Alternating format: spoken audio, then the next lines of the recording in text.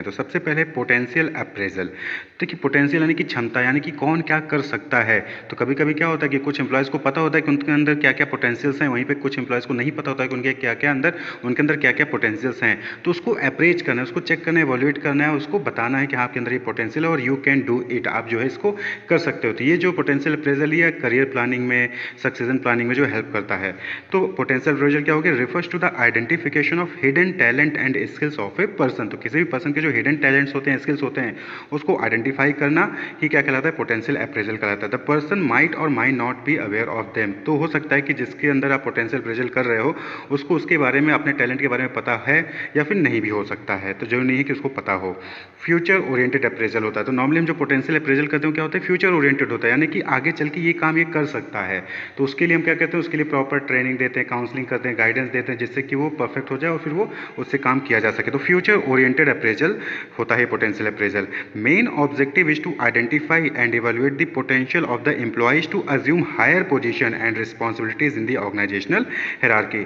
तो मेन जो ऑब्जेक्टिव होता है कि क्यों हम पोटेंशियल अप्रेजल कर रहे हैं किसी भी एम्प्लॉय का, तो हम नॉर्मली इसलिए करते हैं कि आइडेंटिफाई कर सके और इवेल्युएट कर सके पोटेंशियल एम्प्लॉयज़ की, कि क्या वो हायर पोजीशन अगर उसको दिया जाता है तो क्या वो उसको हैंडल कर पाएगा, क्या वो ऑर्गेनाइजेशन हायरार्की में जो भी अदर हायर पोजीशन है या फिर कोई रिस्पॉन्सिबिलिटीज है उसको देने पे क्या वो उसको डील कर पाएगा, क्या उसको हैंडल कर पाएगा। तो उसकी पोटेंशियल को हम चेक किया जाता है, चेक करते हैं, इवेल्युएट करते हैं। That is potential appraisal.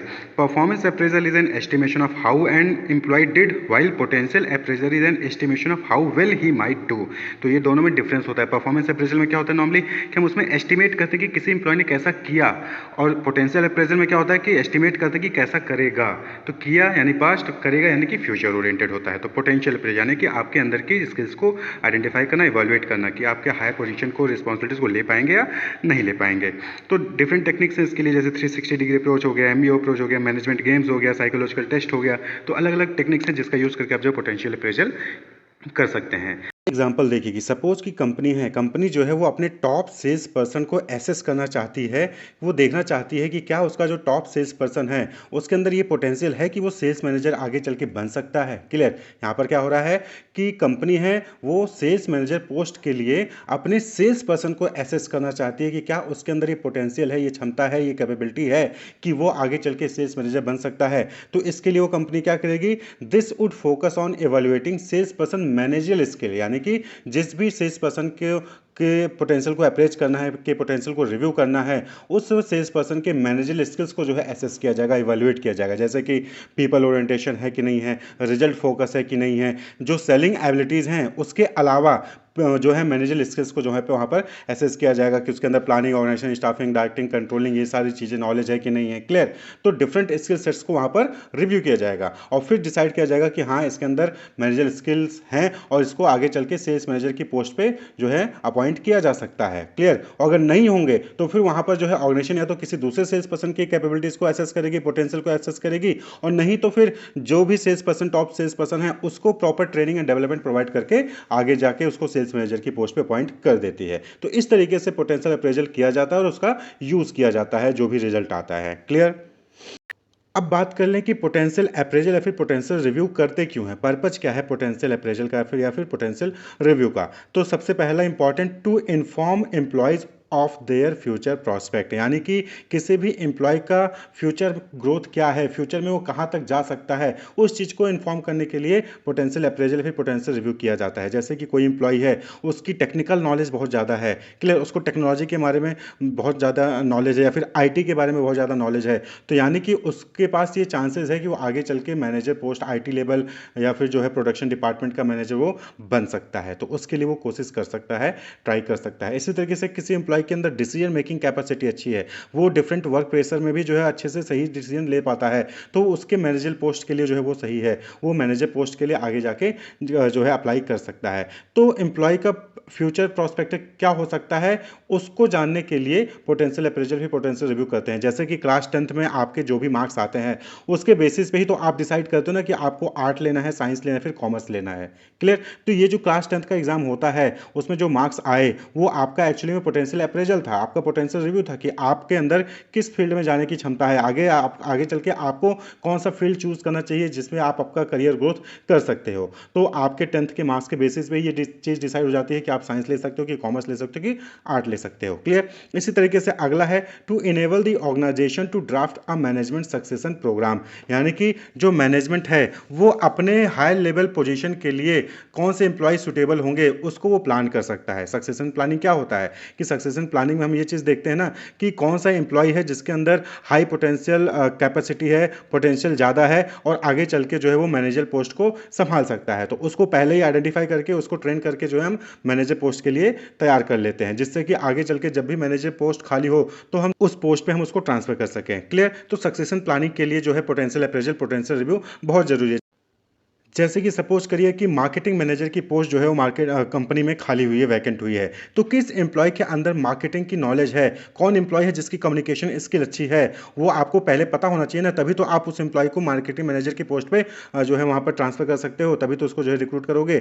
नहीं तो आप क्या करोगे, मार्केटिंग मैनेजर के लिए नया रिक्रूटमेंट करोगे, पूरा प्रोसेस रिक्रूटमेंट सिलेक्शन का होगा, फिर जाके वो मार्केटिंग मैनेजर आप जो है उसको अपॉइंट करोगे। लेकिन अगर आप अपने एम्प्लॉय को पहले से ही तैयार करके रख लोगे कि कोई एम्प्लॉय है उसकी कम्युनिकेशन स्किल अच्छी, मार्केटिंग नॉलेज अच्छा है, तो उसको और प्रॉपर अच्छी ट्रेनिंग और डेवलपमेंट करके उसको पहले से ही आप तैयार करके सकते हो कि जैसे मार्केटिंग मैनेजर की पोस्ट खाली होगी उसको जो है आप वहां पर अपॉइंट कर दोगे। क्लियर। तो सक्सेशन प्लानिंग में पोटेंशियल अप्रेजल हेल्पफुल होता है। To update training and recruitment activities, किस एम्प्लॉय को किस टाइप का ट्रेनिंग देना है, किस टाइप का डेवलपमेंट करना है उसका, इस चीज को जानने के लिए पोटेंशियल अप्रेजल, पोटेंशियल रिव्यू बहुत जरूरी है। क्लियर। आप पोटेंशियल अप्रेजल के जरिए ये जान सकते हो कि कौन से एम्प्लॉय के अंदर कौन सी नॉलेज है, और कौन सी उसकी स्ट्रेंथ है, कौन सी उसकी वीकनेसेस हैं, उसके हिसाब से जो है आप उसको वहाँ पर ट्रेनिंग है और डेवलपमेंट की प्रैक्टिसेस करा सकते हैं। To advise employees about the work to be done to enhance their career opportunities, यानी कि यहाँ पर पोटेंशियल अप्रेजल या फिर पोटेंशियल रिव्यू के जरिए किसी भी एम्प्लॉय की स्ट्रेंथ और वीकनेस पता चलती है और उसी के बेसिस पे फिर वहाँ पर जो है एम्प्लॉयज़ को जो है वहाँ पर सजेशन दिया जाता है, एडवाइस दिया जाता है कि वो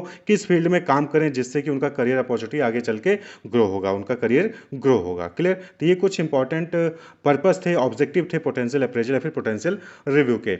एक good potential appraisal system should provide an opportunity for every employee to know the result of assessment. एक अच्छा पोटेंशियल अप्रेजल सिस्टम वो होता है जो सभी एम्प्लॉय को ये अपॉर्चुनिटी प्रोवाइड करता है कि वो जान सकें कि उनका असेसमेंट का रिजल्ट क्या आया है। अब जो मैनेजर्स हैं उन्होंने एम्प्लॉय का पोटेंशियल अप्रेजल कर लिया लेकिन उसका रिजल्ट जो है वो एम्प्लॉय को कम्युनिकेट ही नहीं कर रहे हैं, तो वो पोटेंशियल अप्रेजल अच्छा नहीं है। पोटेंशियल अप्रेजल वो अच्छा होगा जहां पर पोटेंशियल अप्रेजल करने के बाद जो भी असेसमेंट का रिजल्ट आता है वो एम्प्लॉय को कम्युनिकेट किया जा सके, एम्प्लॉय को बताया जाए। He or she should be helped to understand the qualities actually required for performing the role for which he thinks he has the potential.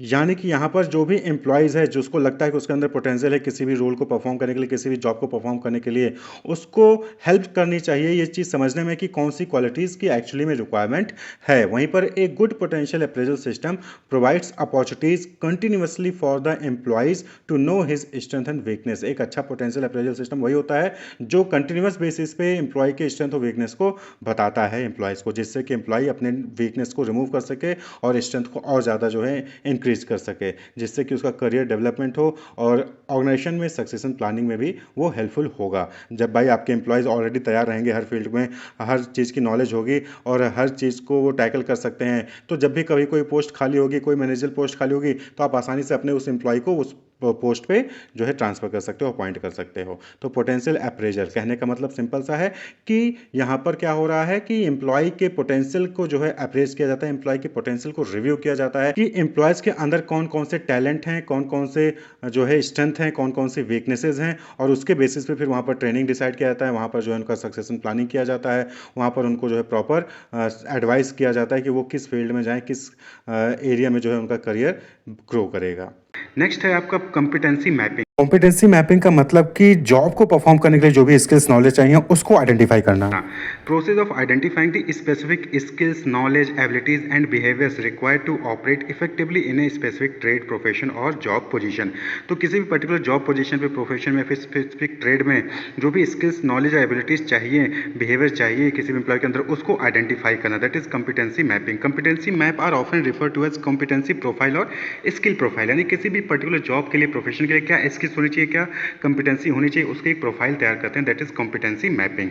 AIIMS to enable the person to better understand himself और herself and to point out where career development efforts need to be directed. तो main aim क्या होता है competency mapping का, कि ये help करता है बेटर अंडरस्टैंड करने में किसी भी एम्प्लॉय को, अपने आप को, और साथ ही साथ वो अपना करियर डेवलपमेंट किस सेक्टर में कर सकता है, कहाँ पे उसको ज़्यादा एफर्ट करने की जरूरत है, उसमें वो जो है डायरेक्ट कर सकता है अपनी एफर्ट्स को।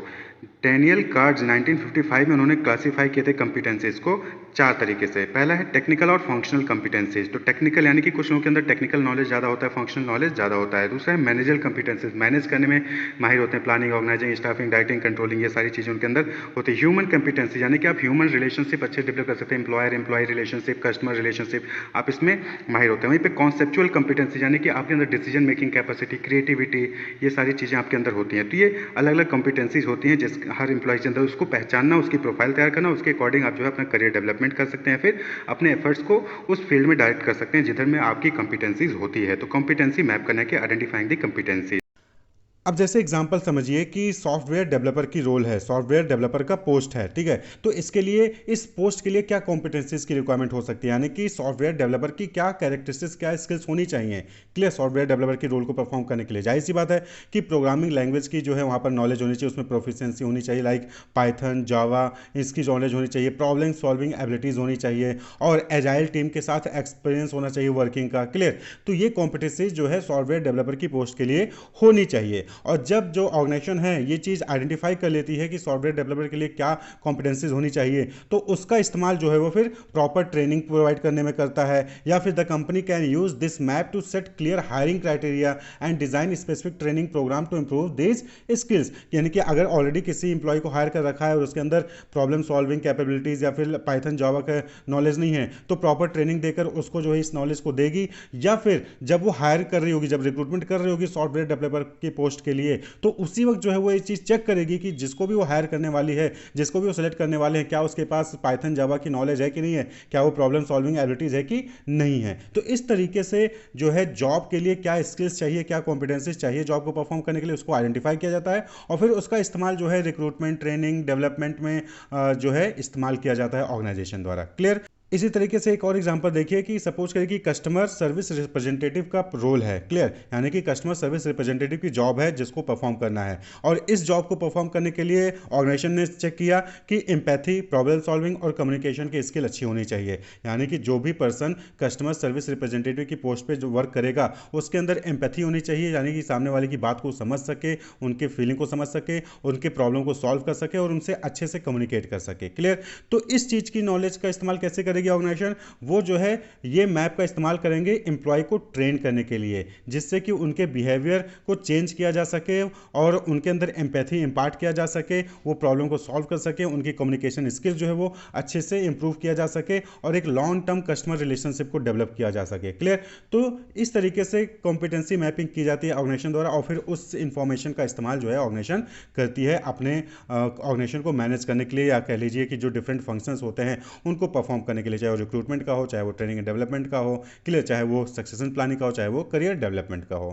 अब बात कर लें कि कॉम्पिटेंसी मैपिंग जो है ये किस तरीके से यूज होता है, हाउ इट इज यूज्ड, यानी कहने का मतलब है कि इंपॉर्टेंस क्या है कॉम्पिटेंसी मैपिंग का। देखिए कॉम्पिटेंसी मैपिंग में क्या होता है कि यहाँ पर हम आइडेंटिफाई करते हैं और डिफाइन करते हैं स्पेसिफिक स्किल्स को, नॉलेज को, बिहेवियर को, जो कि एक एम्प्लॉय के अंदर होनी चाहिए किसी भी जॉब को अच्छे से परफॉर्म करने के लिए, क्लियर।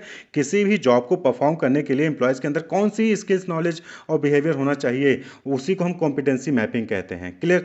तो इस चीज़ को करके क्या बेनिफिट मिलेगा, सबसे पहला चीज़ रिक्रूटमेंट एंड सिलेक्शन, इस चीज़ में हेल्प मिलता है। It helps in determining if candidate have the necessary competencies for a role, यानी कि किसी भी जॉब को परफॉर्म करने के लिए क्या नॉलेज होनी चाहिए, क्या स्किल्स होनी चाहिए, क्या बिहेवियर होना चाहिए एम्प्लॉय का, ये अगर आपको पता होगा तभी तो आप सही रिक्रूटमेंट करोगे, सही बंदे को सेलेक्ट करोगे, आप ये जान पाओगे कि हाँ इस एम्प्लॉय के अंदर ये नॉलेज है, ये स्किल्स है, यानी कि ये इस जॉब के लिए परफेक्ट रहेगा, क्लियर। तो रिक्रूटमेंट और सिलेक्शन में जो है ये हेल्प करता है। परफॉर्मेंस को मैनेज करने में जो है है कॉम्पिटेंसी मैपिंग जो है वो हेल्प करता है। It provide a clear standard for employees to understand expectation and measure their performance against them.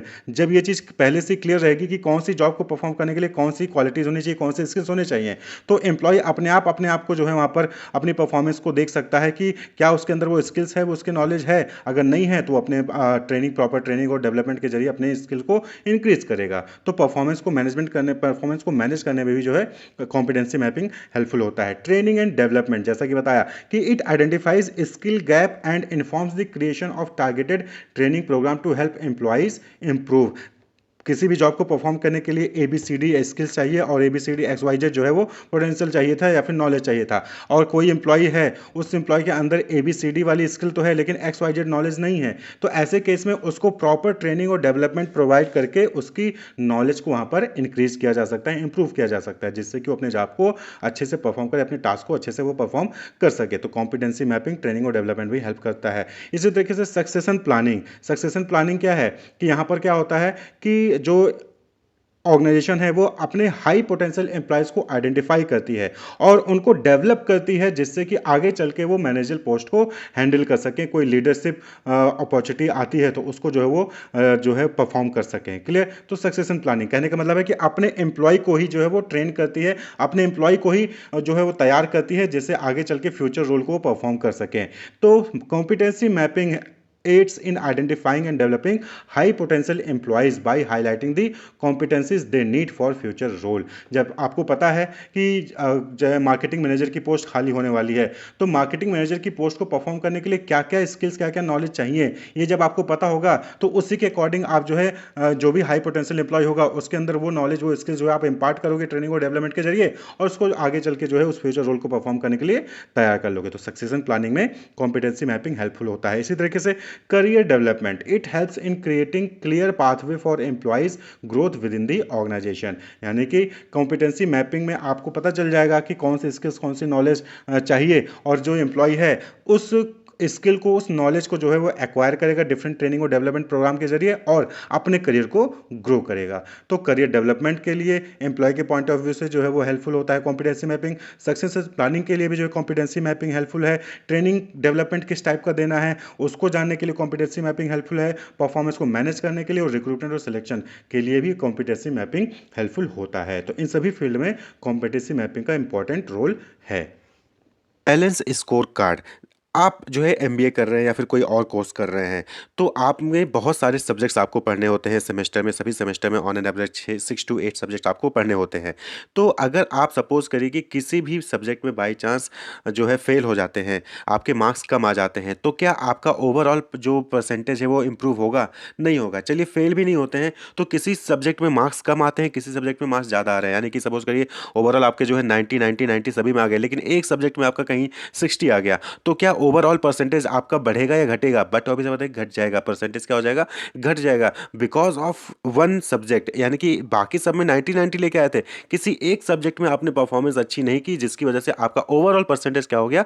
घट जाता है। तो इसी तरीके से ऑर्गेनाइजेशन में भी बहुत सारे पहलू होते हैं, बहुत सारे पिलर्स होते हैं जिसपे ऑर्गेनाइजेशन, पूरा ऑर्गेनाइजेशन डिपेंड करता है। जैसे कि लर्निंग और ग्रोथ, यानी कि वहाँ के एचआर कैसे हैं, वहाँ का फाइनेंस कैसा है, वहाँ का ऑपरेशन कैसा है, वहाँ के कस्टमर्स, आपके कस्टमर्स कैसे हैं, सेटिस्फाइड हैं या नहीं है, वो जो है आपके साथ रिटेन है कि नहीं है। तो इन सब पे डिपेंड करता है। अगर कोई भी ऑर्गेनाइजेशन का पहलू कहीं कमजोर पड़ जाता है, वीक पड़ जाता है, तो उस केस में जो ओवरऑल स्कोर होता है ऑर्गेनाइजेशन का वो गिर जाता है, तो जिससे कि उसकी परफॉर्मेंस नीचे आ जाती है। तो यही बैलेंस स्कोर कार्ड अप्रोच है कि बैलेंस स्कोर कार्ड ये कहता है कि आपको सभी पहलुओं पे ध्यान देना होगा और सभी पहलुओं को मेजर करना होगा। जितने भी पिलर्स होते हैं ऑर्गेनाइजेशन के, इंपॉर्टेंट पिलर्स होते हैं, डिपार्टमेंट होते हैं, सभी को मेजर करके, उसकी परफॉर्मेंस को मेजर करके जो है करेक्टिव एक्शन लेना हो। अगर परफॉर्मेंस अच्छी नहीं है तो आपको जो है स्ट्रेटजी बना के उसको परफॉर्म करना होगा, उसको इंप्रूव करना होगा। तो बैलेंस स्कोर कार्ड क्या है? स्ट्रेटेजिक मैनेजमेंट परफॉर्मेंस मैट्रिक है। तो ये क्या करता है? ऑर्गेनाइजेशन की परफॉर्मेंस को मेजर करता है।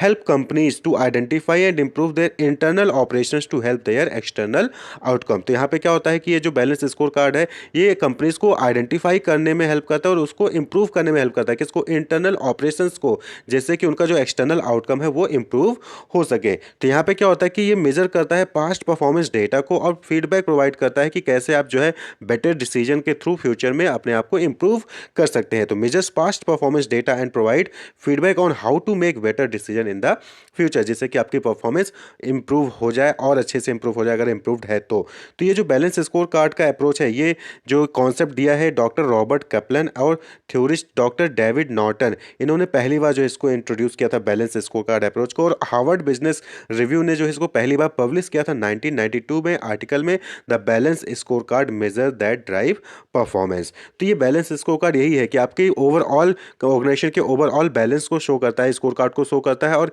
ये शो करता है कि बैलेंस्ड है या नहीं। अगर बैलेंस नहीं है यानी कि सभी परफॉर्म नहीं कर रहे हैं तो आपको जो है बेटर डिसीजन मेकिंग करना है, जिससे कि फ्यूचर में आप अच्छा परफॉर्म कर सके। तो बैलेंस स्कोर कार्ड में 4 इंपॉर्टेंट एस्पेक्ट्स हैं जिनको मेजर किया जाता है। Balance score card model is mean to measure 4 separate areas that gives organisation a competitive advantage in the market. तो बैलेंस स्कोर कार्ड अप्रोच में 4 इंपॉर्टेंट एरियाज होते हैं जो ऑर्गेनाइजेशन के होते हैं जो कम्पिटिटिव एडवांटेज देते हैं मार्केट में, उन्हीं को मेजर किया जाता है। पहला है लर्निंग एंड ग्रोथ, जिसको आप इनोवेशन के नाम से भी आजकल पढ़ते होंगे कहीं पे। बिजनेस प्रोसेस यानी कि इंटरनल प्रोसेस, कस्टमर और फाइनेंस, ये 4 इंपॉर्टेंट एस्पेक्ट है, एरियाज हैं ऑर्गेनाइजेशन के जो कम्पिटिटिव एडवांटेज मार्केट में देते हैं, और इन्हीं को मेजर करके इनके स्कोर को देखा जाता है, यानी कि ये सही से परफॉर्म कर रहे हैं कि नहीं परफॉर्म कर रहे हैं, और अगर नहीं कर रहे हैं तो बेटर डिसीजन लिया जाता है जिससे कि ये परफॉर्मेंस इन चारों की सही हो, जिससे कि आपकी ओवरऑल परफॉर्मेंस क्या हो, बैलेंस्ड रहे। तो लर्निंग में क्या आता है, learning and growth are analyse through the investigation of training and knowledge resources, यानी कि आपके यहाँ पे आपके ऑर्गेनाइजेशन में ट्रेनिंग की क्या फैसिलिटी है, नॉलेज की क्या फैसिलिटी है, वेल ट्रेंड ह्यूमन रिसोर्स है या नहीं है, एम्प्लॉय है या नहीं है, handles how well information is captured and how effectively employees use that information to convert it to competitive advantage within the industry, यानी कि कैसे इंफॉर्मेशन को आप मैनेज कर रहे हो, कैसे आप लर्निंग कर रहे हो, कैसे ट्रेनिंग डेवलपमेंट हो रही है, और कैसे उस चीज़ का यूज़ जो है वो कॉम्पिटिटिव एडवांटेज पाने के लिए इंडस्ट्री में हो रहा है एम्प्लॉय द्वारा। तो यहाँ पे human capital, infrastructure, culture, organisation culture कैसा है, इन्वायरमेंट कैसा है, तो ये सारी चीज़ें यहाँ पे मेजर की जाती हैं और उसके अकॉर्डिंग जो है आप उसके लिए बेटर डिसीजन लेते हैं। नेक्स्ट जो फैक्टर होता है दैट इज बिजनेस प्रोसेस, यानी कि internal process are evaluated by investigating how well products are manufactured. अब ऑर्गेनाइजेशन है तो वहाँ पे कुछ ना कुछ मैन्युफैक्चरिंग हो रही होगी या फिर कोई सर्विस प्रोवाइड कर रहे हैं तो उसमें भी कुछ ना कुछ आप एक्शन परफॉर्म कर रहे होते हैं, तो कैसे जो है कितना इफेक्टिवली प्रोडक्ट वो मैन्युफैक्चर हो रहा है उसको इन्वेस्टिगेट करके जो है यहाँ पे डिसीजन मेकिंग किया जाता है। परफॉर्मेंस अच्छी है तो इट्स ओके, आप उसको कंटिन्यू करके सकते हैं, या फिर अगर परफॉर्मेंस पुअर आती है तो आप उसको डिसीजन मेकिंग करके सही तरीके से स्ट्रेटजी बनाकर उसको डेवलप करें। तो operation management is analyse to track any gap, delays, bottleneck, shortage और वेस्ट, यानी कि ऑपरेशन मैनेजमेंट हम क्या चेक करते हैं कि कहीं कोई डिले तो नहीं, यानी कि प्रोडक्शन ऑर्डर आता है तो ऑर्डर आता है, डिमांड आता है तो क्या सही टाइम पे हम प्रोडक्शन करके जो है उसको डिलीवर कर पा रहे हैं, क्या कहीं कोई गैप तो नहीं है कि रॉ मटेरियल नहीं पहुंच पा रहा है टाइम पे, या कोई डिले नहीं है, फिर कोई बॉटलनेक नहीं, यानी कि प्रोडक्शन सिस्टम में कोई कंजेशन तो नहीं है, कोई किसी चीज़ की शॉर्टेज या वेस्टेज तो नहीं हो रहा है। तो इन सबको चीज़ों को मेजर किया जाता है बिजनेस प्रोसेस यानी इंटरनल प्रोसेस में, यानी कि यहाँ पे आपकी इफिशियंसी और आपकी क्वालिटी ये दोनों ही चीज़ें चेक की जाती हैं, और अगर दोनों परफॉर्म करें तो इट्स ओके, अगर परफॉर्म नहीं करें तो आपको स्ट्रेटजी बना के उनको डेवलप करना होगा। वहीं पे नेक्स्ट जो थर्ड है कस्टमर पर्सपेक्टिव यहाँ पे देखा जाता है। तो customer perspective are collected to gauge customer satisfaction with the quality, price and availability of product और सर्विसेज। यहाँ पे देखा जाता है कि कस्टमर की जो आपके कस्टमर्स हैं वो सेटिस्फाई हैं या नहीं है, क्वालिटी प्रोडक्ट उनको मिल रहा है, सही प्राइसिंग हो रही है, उनको प्रोडक्ट अवेलेबल है कि नहीं है, सर्विस टाइम पे मिल जा रहा है कि नहीं मिल जा रहा है, इन सारी चीज़ों से मेजर किया जाता है। Customer provide feedback about their satisfaction with current product, तो कस्टमर से फीडबैक भी आपके लिया जा रहा है कि नहीं लिया जा रहा है। आप देखते होंगे कि बहुत सारे जो कस्टमर सर्विस सेंटर होते हैं वो आपसे कॉल बैक करके पूछते भी हैं कि क्या आप हमारे सर्विस से सेटिस्फाई है या नहीं है। तो ये क्या है, ये स्कोर कार्ड है, यानी कि वो यहाँ पे अपनी परफॉर्मेंस को मेजर कर रहे हैं। आप देखिए डिलीवर कोई करने आता है आपके यहाँ पे प्रोडक्ट, आप ऑनलाइन कोई सामान मंगाते हैं, वो डिलीवरी करता है तो उसके बाद आपसे बोलता है कि आप फीडबैक जरूर दे दीजिएगा, रेटिंग कर दीजिएगा। इससे क्या होता है, ये फीडबैक पहुंच रहा है कि आपका प्रोडक्ट, आपकी परफॉर्मेंस अच्छी है या नहीं है। तो यहाँ पे कस्टमर की वैल्यू, आपको कस्टमर की वैल्यू मिल रही है नहीं मिल रही है, सेटिस्फाइड है या नहीं है, और कस्टमर रिटेन है या नहीं, रिटेंशन नहीं कि रोक के रखना, कस्टमर आपके साथ बना हुआ है या नहीं बना हुआ है, ये सारी चीज़ें मेजर की जाती हैं। और लास्ट में जो होता है वो फाइनेंशियल डेटा भी मेजर किया जाता है, चौथा पिलर। तो such as sales, expenditure and income are use to understand financial performance. तो यहाँ पे फाइनेंशियल डेटा में हम सेल्स कितना हो रहा है, एक्सपेंडिचर हमारे कितने हैं, इनकम हमारा कैसा है, इस चीज़ को समझा जाता है। क्या परफॉर्मेंस अच्छे से हो रही है, भाई कोई भी ऑर्गेनाइजेशन है वो बिजनेस रन कर रही है तो बट ऑब्वियस बात है प्रॉफिट अर्न करने के लिए कर रही है, तो सेल्स इंक्रीज हो रहे हैं या नहीं हो रहे हैं, एक्सपेंडिचर ज़्यादा तो नहीं हो रहा है, इनकम हमारे पास कम आ रही है फिर ज़्यादा आ रही है, प्रॉफिट मार्जिन क्या है, ये सारी परफॉर्मेंस मेज़र किया जाता है। यहाँ पे जो आप अकाउंट्स में पढ़ते होंगे, बैलेंस शीट देखा जाता है, प्रॉफिट एंड लॉस अकाउंट देखा जा रहा है, तो ये सारी चीज़ें यहाँ पे परफॉर्मेंस चेक की जाती है। तो दीज फाइनेंशियल मैट्रिक्स में इंक्लूड फाइनेंशियल रेशियोज, आप कैलकुलेट करते हैं बहुत सारे रेशियो, करंट रेशियो, या फिर आप जो है एसिड रेशियो चेक करते हैं, बजट वेरिएंस हो गया, या फिर इनकम टारगेट्स हो गया। तो ये सभी सही से कंप्लीट हो रहे हैं, सही से परफॉर्म कर रहे हैं या नहीं कर रहे हैं। तो यही होता है बैलेंस स्कोर कार्ड, यानी कि यहाँ पे आप जो है 4 जो पिलर्स होते हैं किसी भी ऑर्गेनाइजेशन के, उनको मेज़र करते हो, उनकी परफॉर्मेंस को मेज़र करते हो, और अगर उनकी परफॉर्मेंस सही है, चारों की परफॉर्म कर रहे हैं अच्छे से, तो आपका परफॉर्मेंस ओवरऑल क्या है, बैलेंस्ड है। अगर नहीं परफॉर्म कर रहे हो तो कहीं ना कहीं डिसबैलेंस्ड है, और उसके लिए आपको स्ट्रेटजी बना के उस एरिया को इम्प्रूव करना होगा, बेटर करना होगा, जिससे कि वो अच्छे से परफॉर्म कर सके। तो financial, customer, learning and growth, internal process, learning and growth को कहीं पे आपको इनोवेशन भी मिल जाएगा। तो हम बात कर लें कि इसमें 4 चीज़ें होती हैं क्या, कि the score card produce a balance between, ये क्या प्रोड्यूस करता है, balance between 4 key business perspective, financial, customer, internal process and innovation. वहीं पे how the organisation see itself and how other see it, organisation अपने आप को कैसे देखता है और दूसरे कैसे देखते हैं, इसके बीच में बैलेंस बनाता है। शॉर्ट रन और लॉन्ग रन में जो आपकी परफॉर्मेंस है उसके बीच में बैलेंस बनाता है। और the situation at a moment in time and change over time, यानी कि करंटली आप क्या है और चेंज होने पे, यानी कि पहले क्या था या फिर इन फ्यूचर क्या हो सकते हैं, उसके बीच में ये बैलेंस बनाता है बैलेंस स्कोर कार्ड। तो आप एडवांटेज की बात करें कि बैलेंस स्कोर कार्ड के क्या एडवांटेज रहते हैं। It is use to align the business activities to vision and strategy, तो जो भी बिजनेस एक्टिविटीज है उसको अलाइन करता है विजन और स्ट्रेटजी के लिए। It improves internal and external communication. It is use to monitor organisation performance, organisation की परफॉर्मेंस को मॉनिटर करने के लिए यूज़ किया जाता है। It provides management with comprehensive picture of operation, तो जो भी कॉम्प्रिहेंसिव पिक्चर होता है ऑपरेशन का उसको प्रोवाइड करता है। इट प्रोवाइड्स स्ट्रेटजिक फीडबैक देता है ऑर्गेनाइजेशन को कि कहाँ पे वो मूव ऑन कर रहे हैं, कैसे ऑर्गेनाइजेशन गोल को अचीव करने के लिए मोटिवेट हो रहे हैं या फिर नहीं हो रहे हैं। It improves decision and better solution, और डिसीजन जो भी लिए जा रहे हैं ऑर्गेनाइजेशन में उसको इंप्रूव करता है और बेटर सॉल्यूशंस प्रोवाइड करता है। डिसएडवांटेज क्या है, इट डजंट प्रोवाइड रिकमेंडेशन, तो यहाँ पे कोई रिकमेंडेशन नहीं दिया जाता कि आपको ये करना चाहिए फिर ये करना चाहिए, यहाँ पे खाली आपका स्कोर कार्ड दिखा दिया जाता है। It is not fully efficient, ये पूरी तरह से एफिशिएंट नहीं है। इट टेक टाइम्स, ऑब्वियस सी बात है यहाँ पे 4 चीज़ें मेजर करनी है तो टाइम्स यहाँ पे कंज्यूमिंग होता है। It is high implementation of cost, यहाँ पे इंप्लीमेंटेशन कॉस्ट यानी स्कोर कार्ड को बनाना ही जो है काफ़ी कॉस्टली होता है। And it can show low profit, और ये लो प्रॉफिट भी शो कर सकता है कभी कभी। तो ये बैलेंस स्कोर कार्ड के एडवांटेज और डिसएडवांटेज हैं। तो बैलेंस स्कोर कार्ड यानी कि आपके 4 चीज़ों को मेजर करके आपकी परफॉर्मेंस को बताता है कि आप क्या स्ट्रेटजी जो है वो किस तरीके से आपकी परफॉर्म कर रही है, ऑर्गेनाइजेशनल इफेक्टिव है यानी ऑर्गेनाइजेशन परफॉर्मेंस कैसा है या नहीं है। Wish you all the best, keep watching.